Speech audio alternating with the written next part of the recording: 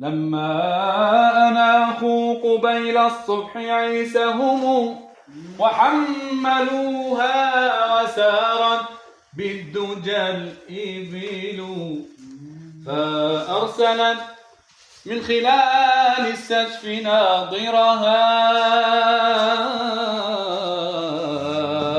ترنو إليه ودمع العين ينهمل ودعت ببنات